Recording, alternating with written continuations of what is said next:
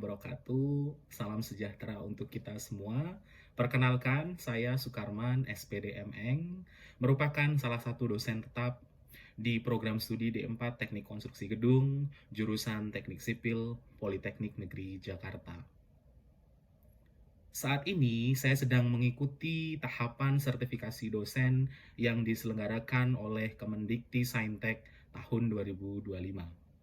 Saat ini, saya sedang melakukan penyusunan dokumen pernyataan diri dosen dalam unjuk kerja Tridharma Perguruan Tinggi atau PDD UKT PT bidang pengajaran. Pada kesempatan ini, saya akan memaparkan salah satu mata kuliah yang saya ampu di program studi D3 Konstruksi Gedung, yakni mata kuliah Mekanika Teknik 3. Mata kuliah Mekanika Teknik 3 dilakukan di semester 3. Kode mata kuliah Mekanika Teknik 3 yakni TKG 304. Beban SKS-nya adalah 2 SKS. Sebelum mengambil mata kuliah Mekanika Teknik 3, mahasiswa diwajibkan dan lulus di Mekanika Teknik 1 dan Mekanika Teknik 2. Mata kuliah Mekanika Teknik 3 akan membekali mahasiswa dengan pengetahuan konstruksi rangka batang, putaran sudut dan lendutan, momen puntir dan torsi, tegangan akibat momen dan gaya normal, serta tekuk pada kolom ataupun balok. Capaian pembelajaran program studi yang dibebankan pada mata kuliah Mekanika Teknik 3 terdiri dari CPL 1, yakni mampu mengidentifikasi, merumuskan, dan menyelesaikan pekerjaan keteknikan dengan menerapkan matematika, sains, dan prinsip-prinsip rekayasa berlandaskan pada nilai-nilai agama dan sosial. Yang kedua, CPL 3 mampu menggunakan prinsip atau standar, aturan, metode komputasi dan komunikasi teknik secara lisan, tulisan, dan grafis dengan efektif untuk membuat dokumen teknis lain yang berkaitan pada bidang konstruksi gedung. Tujuan belajar mata kuliah Mekanika Teknik 3 adalah mahasiswa mampu menghitung garis pengaruh pada gerber, rangka batang, lendutan, torsi, dan tekuk pada kolom ataupun balok. Sementara kemampuan akhir yang direncanakan, KAD yang pertama, mahasiswa diharapkan mampu menghitung besaran gaya-gaya batang pada konstruksi rangka batang. KAD 2, mahasiswa diharapkan mampu menggambar dan menghitung garis pengaruh rangka batang. KAD ketiga, mahasiswa diharapkan mampu menghitung putaran sudut dan lendutan balok dan portal statis tertentu. KAD berikutnya, KAD 4, mahasiswa diharapkan mampu menghitung torsi, modulus geser, serta sudut puntir. KAD kelima, mahasiswa mampu menghitung tegangan akibat momen dan normal galih atau teras. Selanjutnya, KAD yang terakhir keenam, mahasiswa diharapkan mampu menghitung tekuk pada kolom ataupun balok. Secara umum, materi pembelajaran Mekanika Teknik 3 selama satu semester, yakni terjadwal sebanyak 16 pertemuan, dengan rincian 14 pertemuan untuk kuliah tatap muka, ataupun dengan sistem online. Selanjutnya, 2 pertemuan untuk UTS dan UAS. Materi yang pertama, mahasiswa akan belajar tentang konstruksi rangka batang atau disingkat dengan KRB. Materi yang kedua, yakni berkaitan dengan garis pengaruh pada rangka batang.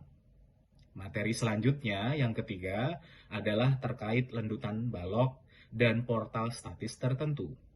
Materi berikutnya, materi keempat adalah momen puntir, dilanjutkan tegangan akibat momen dan normal galih atau teras. Sementara materi terakhir ditutup dengan materi tekuk pada kolom ataupun balok. Sistem pembelajaran yang dilakukan pada mata kuliah Mekanika Teknik 3 ini adalah pembelajaran bauran atau blended learning. Pembelajaran dilakukan secara online maupun offline.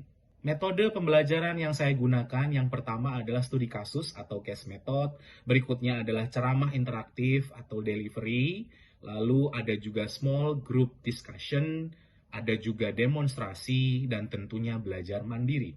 Sistem penilaian yang digunakan pada mata kuliah Mekanika Teknik 3 ini terdiri dari kegiatan partisipatif sebesar 30%, lalu hasil proyek sebesar 40%, tugas sebesar 10%, UTS 10%, dan terakhir ujian akhir semester atau UAS 10%. Selanjutnya, rincian tugas berdasarkan kemampuan akhir yang diharapkan terdiri dari 6 KAD dengan rincian yang tersebar pada aktivitas partisipasi, hasil proyek, tugas, UTS, serta UAS yang secara keseluruhan memiliki bobot 100%. Berikutnya, rubrik penilaian disesuaikan pada variasi sistem penilaian pada kegiatan partisipatif, kegiatan hasil proyek, kegiatan tugas, kegiatan UTS, dan kegiatan UAS. Referensi yang bisa digunakan dalam mendukung mata kuliah Mekanika Teknik 3 terlihat pada layar. Dan tentunya ada satu referensi yang bisa mahasiswa gunakan dalam mendukung perkuliahan Mekanika Teknik 3. Buku tersebut berjudul Analisa Struktur Rangka Batang, Putaran Sudut, dan Lendutan yang saya susun bersama salah satu dosen di jurusan Teknik Sipil Politeknik Negeri Jakarta. Baik, sebelumnya Assalamualaikum warahmatullahi wabarakatuh. Waalaikumsalam warahmatullahi wabarakatuh. Ya, selamat pagi, sehat semua hari ini? Alhamdulillah. Baik, sebelum kita mulai perkuliahan di pagi hari ini, marilah kita awali dengan berdoa. Berdoa menurut agama dan keyakinan masing-masing. Berdoa di silakan. Berdoa dicukupkan. Nah, ini merupakan pertemuan kedua. Ada yang masih ingat mungkin review dari pertemuan sebelumnya kita sudah belajar apa? Saya akan kembali. Kemarin teman-teman sudah ada pengantar pendahuluan terkait Mektek 3. Waktu ini kita sudah belajar struktur rangka batang ini penerapannya kira-kira di mana realisasinya di lapangan. Lalu berikutnya kemarin kita juga sudah menghitung ya, mengkategorisasikan bahwa struktur rangka batang kita ini masuk statis tertentu atau statis tak tertentu. Ya, jadi teman-teman kemarin sudah mengkategorisasikan gitu ya terkait struktur yang akan kita hitung ini masuk statis tertentu atau tak tertentu. Di pertemuan berikutnya ini ya teman-teman, saya sampaikan bahwa kemampuan akhir yang diharapkan itu ya di sini ada mahasiswa mampu menghitung besarnya gaya-gaya batang pada rangka batang. Jadi kalau kemarin kita belum start menghitung atau menganalisis ya gaya-gaya dalam yang terjadi pada struktur kita, hari ini kita akan mencoba untuk belajar berhitung bagaimana gaya-gaya dalam yang terjadi pada struktur rangka batang. Topik pembelajarannya masih di topik yang pertama ya. Ya, ini adalah konstruksi rangka batang ya, masih mencapai KAD yang pertama. Jangan lupa saya selalu mengingatkan kembali bahwa di mata pelajaran Mekanika Teknik 3 ini teman-teman bisa membaca referensi ya yang tersedia. Di sini ada 5 referensi yang menurut saya rekomend untuk teman-teman pelajari. Tapi jangan lupa di sini juga ada salah satu buku yang baru saya dan Bu Amalia terbitkan gitu ya terkait analisa struktur rangka batang, putaran sudut dan lendutan. Ini akan kita gunakan juga ya serangkaiannya di mata kuliah Mekanika Teknik ini. Ini juga tersedia di ini teman-teman di modul daring, teman-teman bisa akses di web Sipil TNI. Oke, berikutnya teman-teman di hari ini kita akan fokus ya bagaimana untuk menghitung analisis gaya-gaya dalam yang terjadi pada konstruksi rangka batang kita. PR-nya adalah banyak metode yang bisa kita gunakan. Banyak sekali metode yang bisa kita gunakan. Salah satunya teman-teman lihat di sini. Yang pertama ada metode apa deh? Simpul. Metode titik simpul atau disebut metode titik bul. Lalu juga di sini ada metode potongan. Biasanya nama trennya itu adalah metode Ritter. Kan, masih ingat ya? Lalu di sini ada juga metode dan yang terakhir ada metode matrik ketahuan. Sederhana dan sistematis informasinya. Berikutnya kekurangannya ternyata metode titik simpul atau bul ini itu lambat jika diterapkan pada struktur yang besar. Contohnya, kita punya gedung parkir kan. Teman-teman lihat di situ ada rangka batang. Ada ya. Rangka batangnya sederhana atau kompleks? Kompleks. Bisa nggak sebenarnya itu menggunakan metode titik buhul? Bisa. Tapi lama. Sampai di sini bisa dipahami teman-teman? Oke. Teman-teman harus punya pertanyaan kenapa sih gitu ya. Kita harus tahu metode analisis KRB. KRB itu adalah konstruksi rangka batang. Dan melakukan perhitungannya harus tepat. Kira-kira kenapa? Ada yang tahu nggak? Biar nggak roboh. Ada lagi? Supaya mengantisipasi tidak ada terjadi kegagalan struktur gitu ya. Ada lagi? Tahan lama itu berarti awet ya. Awet. Yang ketiga adalah perhitungan yang tidak akurat itu bisa menyebabkan kegagalan sambungan. Ya. Kegagalan sambungan itu letaknya adalah di titik buhul kan teman-teman ya. Sehingga ini akan bisa terjadi kalau kita tidak menggunakan metode yang tepat dan hitungannya tidak akurat. Siapa tahu nanti teman-teman setelah ikut mata kuliah ini berminat untuk ikut lomba, silakan teman-teman. Kesempatannya dimanfaatkan. Oke, kita akan bahas metode titik simpul atau titik buhul secara lebih detail. Ya, kita sambil terbuka karena teman-teman sudah mengambil mata kuliah mekanika teknik 1 dan mekanika teknik 2. Secara umum adalah sebelum saya membahas ini, teman-teman ingat nggak 3 persamaan keseimbangan? Sigma H. Sigma H sama dengan 0, benar. 1. Yang kedua, sigma sama dengan 0 juga. 2. Yang terakhir, sigma moment sama dengan 0. Artinya saya yakin ya pondasi atau dasarnya mekanika teknik 1 2 teman-teman sampai detik ini berarti memadai. Sehingga teman-teman siap untuk menerima mekanika teknik 3 lebih jauh lagi. Semangat ya. Oke, perhatikan teman-teman, metode titik buhul ini cara menyelesaikannya adalah dengan melihat persamaan kesetimbangan gaya di sini. Ini ada sigma horizontal sama dengan 0 dan sigma vertikal sama dengan 0. Semua gaya horizontal ketika ditotal harusnya hasilnya sama dengan 0.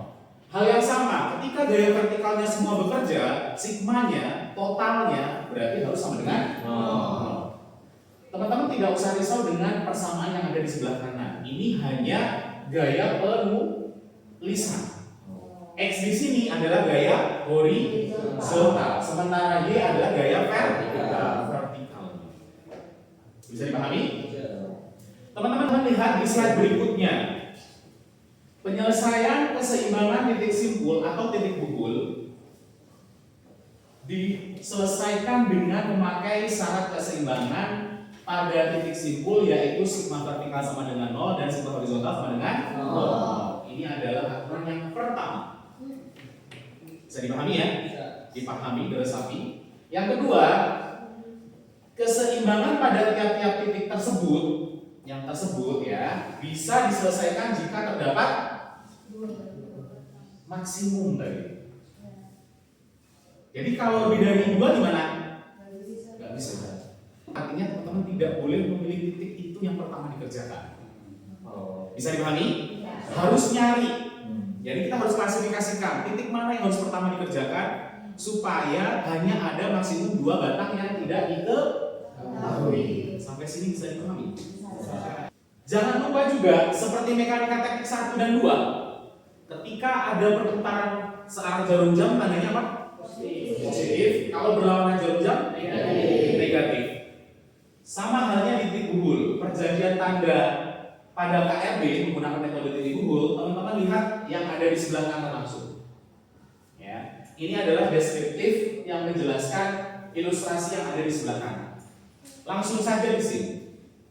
Intinya adalah ketika ada titik simpul atau titik buhul, Gaya-gaya yang bekerja pada batang misalkan arahnya tersalurkan pada atau menuju titik simpul, itu artinya tertekan apa tertarik? Tertekan. Bayangkan kalian titiknya ada batang, banyak orang yang dorong tangannya ke kalian. Misal, berdiri deh, dua orang. Misal saya titip, sementara ada anak pertama, ada anak kedua, silakan dorong saya. Nah, saya tertekan nggak? Iya. Gitu. Kasih selalu duduk kembali. Jadi ini tandanya positif atau negatif? Negatif. Konsumsi rangka batang itu merupakan gelagar tidak langsung.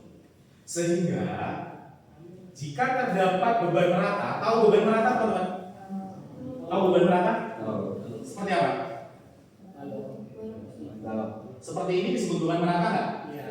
Benar ya, ini adalah beban merata.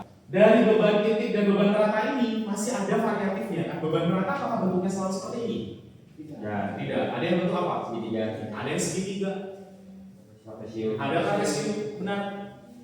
Sehingga kalau ada beban merata ya, atau beban titik yang terletak di antara dua simpul, misal saya punya simpul yang pertama, lalu saya punya simpul yang kedua, misal pertama dan kedua, oke? Bebannya itu terletak di antara dua simpul. Misal saya ada batang satu, beban saya misalkan beban titik di sini. Ternyata beban ini harus diuraikan deh menjadi beban titik. Mau merata yang berada di antara dua titik simpul tadi harus jadi beban titik. Beban titik yang berada di antara dua simpul juga harus jadi beban titik yang terletaknya pada mana? Simpulnya. Jadi ada aturan bahwa bebannya itu harus terjadi di titik simpul atau titik buhul. Berikutnya contoh langsung supaya ada gambaran.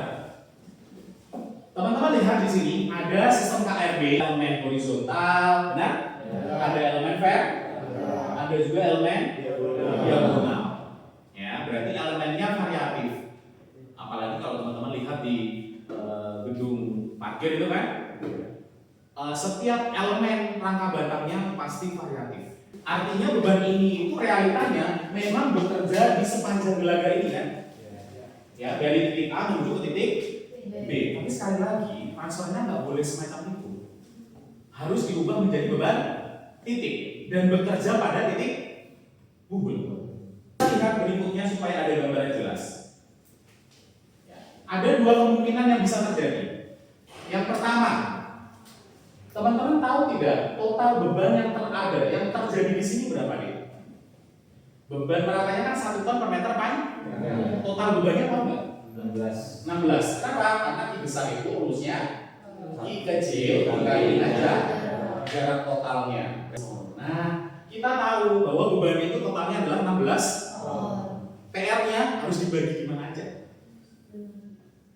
Misal case yang pertama, Pak, bisa nggak sih kita membuat beban itu letaknya tepat di tengah bentang saja? Jadi ini disebut dengan I besar tadi langsung saja Pak. Berarti nilainya berapa Dik? 16 ton. Menurut kalian benar atau tidak? Boleh atau enggak? Intinya bebannya udah jadi beban titik belum? Beban meratanya sudah dijadikan beban titik belum? Sudah. Terletak di titik buhul nggak? Titik buhul terletak nggak? Berarti boleh atau enggak? Boleh. Bisa dipahami? Berikutnya adalah case yang kedua. Ada yang mau mencoba mengerjakan? Boleh. Silakan. Mana nih?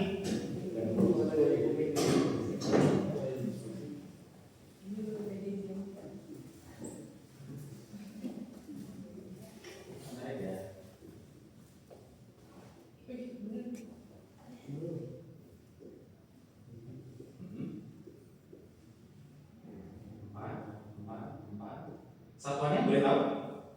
Ton semua. Oke. Teman-teman, namanya siapa deh? Iya. Tepuk tangan dulu. Nilai yang tertuang di situ benar. Cuman saya perlu konfirmasi deh. Kenapa sih bisa membayangkan bahwa di tepi itu harus paper 2 sebesar 2 ton?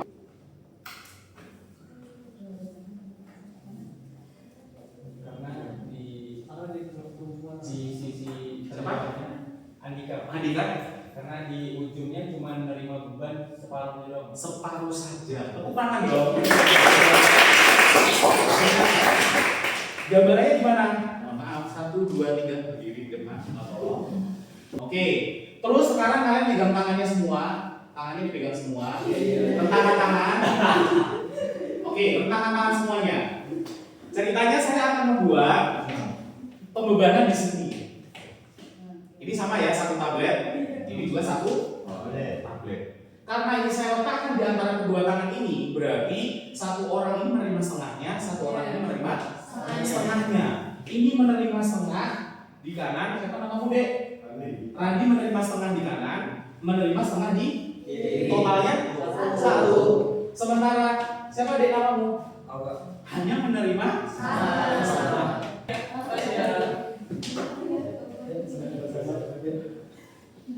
Berikutnya, kita masuk ke perhitungan. Fokus, ya. Teman-teman lihat di sini, ada permasalahan sederhana. Ada sistem rangka batang, berapa bentang, Dek? Ada berapa bentang? Ada 2 bentang. Bentang B1 dan B2, totalnya berapa meter? Totalnya ada 8 meter. Lalu yang merah ini adalah beban luarnya. Beban luar. Yang di kiri berapa ini? 50. Yang di tengah? Yang di sini? Artinya pembebanannya simetris tidak? Simetris ya.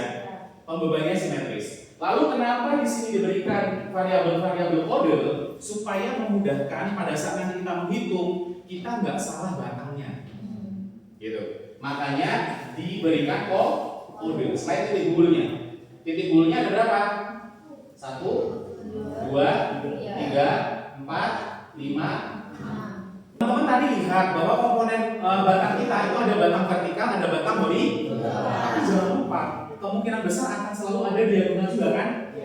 Kalau berbicara batang yang berbentuk diagonal, artinya teman-teman harus paham sudut. Oke? Teman-teman harus paham sudut ya. Katakanlah kebetulan ini lihat teman-teman, bentangnya 4 meter, tingginya juga 4 meter. Kalau pakai pita boras saja juga sudah ketahuan ya. Kalau ada sisi-sisi berarti diagonalnya sisi akar 2. Berarti sudutnya itu 45 derajat.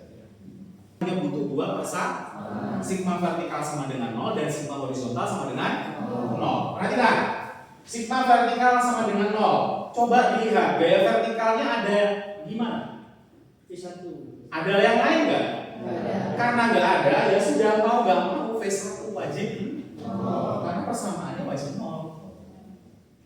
Karena sigma vertikal sama dengan 0 itu artinya semua gaya yang vertikal ketika ditotal hasilnya harus 0. Sigma horizontal sama dengan 0. Yang horizontal gaya apa? A1. Hanya 1 kan? Berarti A1 harus 0. Kita sudah punya kesimpulan 2. Berarti sebenarnya batang A1 itu nilainya apa? 0. Batang V1 nilainya 0. Satuannya apa deh? Kilonewton. Ini saya centang, artinya sudah kita kerja dan sudah didapatkan hasil. Artinya kalau 0, kalian berpikir nggak? Kontribusinya batang itu terhadap struktur utama ada nggak? Ada. Kalau nggak ada, kalau kalian mau ekonomis, kira-kira harus potong aja, buang aja. Artinya sebenarnya dari awal sini kita sudah tahu bahwa batang V1, A1, A2, V3 sudah bisa kita simpulkan bahwa tidak memiliki kontribusi dalam menahan beban yang ada.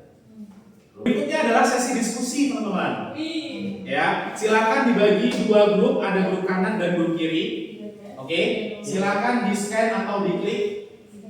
Silakan. Kita sampailah di penghujung ya. Karena kita sudah latihan, kita sudah belajar materinya terkait metode untuk menganalisis latar belakang tadi. Fokusnya adalah metode apa, Dek? Titik kumpul atau titik simpul. Di sini ada assessment yang saya berikan ke teman-teman semuanya. Ya, assessmentnya adalah teman-teman diminta untuk menghitung gaya dalam pada batang-batang yang ada menggunakan metode titik simpul atau titik kumpul. Ya, ini tugasnya individu sesuai dengan kriteria penilaian yang sudah saya jelaskan di pertemuan pertama. Saya sudah mengingatkan kembali teman-teman ya, kita ada kegiatan partisipatif gitu ya, ada kegiatan proyek juga, mini proyek lebih tepatnya, lalu juga ada pendukung tugas-tugas kecil individu, ini salah satunya. Selain itu juga ada UTS dan UAS gitu. Nah ini adalah mendukung tugas kecil tadi. Jangan lupa teman-teman, tugasnya dikumpulkan di e-learning ya, di LMS kita ya, di kelas kita, atau teman-teman juga boleh mengirimkan di email saya. Selain itu, hardnya juga dikumpulkan di meja. Kenapa? Untuk kontrol. Takutnya ketika teman-teman mengumpulkan hardnya, misal keselip, setidaknya ada softfile yang historinya dari softfile yang teman-teman submit di e-learning atau di email PNG. Secara umum ini saya ingatkan kembali bahwa tugas kita memiliki bobot 100% ya tugas tadi. Rinciannya apa? Langkah perhitungan lengkap ditunjukkan dengan rumus serta satuan akan mendapatkan poin maksimal 35%. Lalu hasil akhir benar secara matematis dan sesuai dengan konteks permasalahan nilainya adalah 30%, 35 maaf. Sementara yang terakhir adalah tugas diserahkan tepat waktu dan ditulis rapi, itu ada poin plusnya bagi saya. Kita sudah berada di penghujung ya mata kuliah ini. Anda mungkin yang mau berpendapat menyimpulkan apa sih aktivitas tadi yang sudah kita lakukan, kesimpulannya itu apa? Ya, silakan. Kebetulan pertemuan sekarang ya, yang kedua kita udah mulai ke langkah batang. Langkah batang ya. Batang kita metode yang sekarang dipelajari itu metode kumpul. Itu kita belajar tentang perjanjian dulu pertama, terus titik mana dulu yang kita kerjain, sama beberapa problem-problem kelas yang didiskusikan tadi. Ya. Terus sekarang juga mungkin beberapa juga udah dimengerti Pak tentang metode kumpul. Mungkin pertemuan selanjutnya kita belajar metode lain. Oke, sabar ya. Kita tunggu metode potongan atau liter ya. Ada lagi tambahan kesimpulan? Satu lagi mungkin? Apa lagi? Persyaratan hadir?